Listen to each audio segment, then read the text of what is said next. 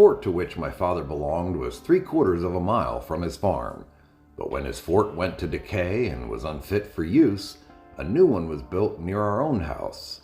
I well remember when a little boy, the family were sometimes waked up in the dead of night by an express with a report that the Indians were at hand.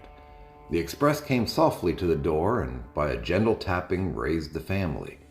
This was easily done, as a habitual fear made us ever watchful and sensible to the slightest alarm. The whole family were instantly in motion. My father seized his gun and other implements of war. My mother waked up and dressed the children as well as she could.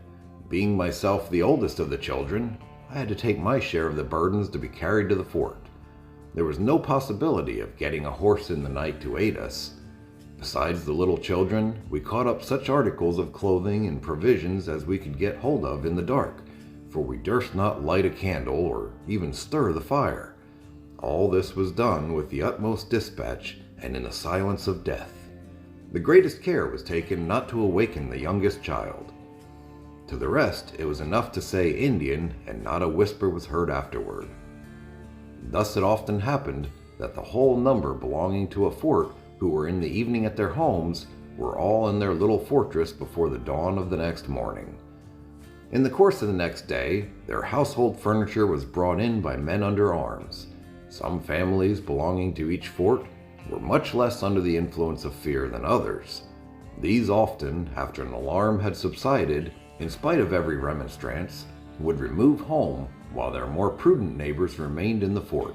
Such families were denominated foolhardy, and gave no small amount of trouble by creating such frequent necessities of sending runners to warn them of their danger, and sometimes parties of our men to protect them during their removal.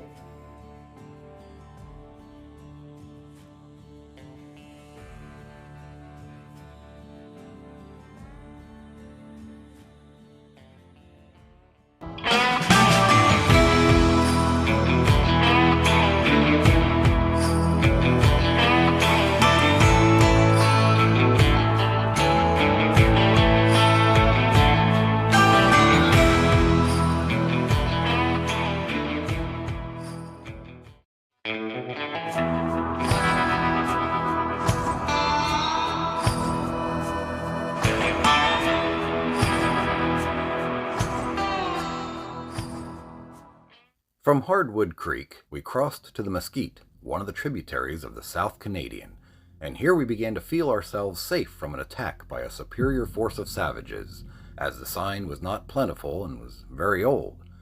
On this stream, we encamped in a large grove of most beautiful young cottonwoods, near which was a bluff 30 feet high with a projecting cliff, almost forming a cave. Near the foot of this cave, however, we found the skeleton of a man and of a huge bear, perhaps a grizzly. The arms of the man had been crushed and the ribs broken, while nearby lay the irons of a rifle with part of the mutilated stock and a large bowie knife of the pattern known as the Arkansas toothpick. Judging from appearances, the man had stood on the ground and shot the bear on the level of the cliff, and that the animal, though mortally wounded, had leaped down and after a desperate struggle killed the hunter. How long they had lain there was a mere matter for conjecture, but doubtless the period might be measured by years. No name was on the gun or knife, and no memorial remained to tell who the unfortunate hunter was, but the surgeon, after examining the bones, pronounced them to belong to a white man. Corporal Pike of the 4th Ohio Cavalry, 1865.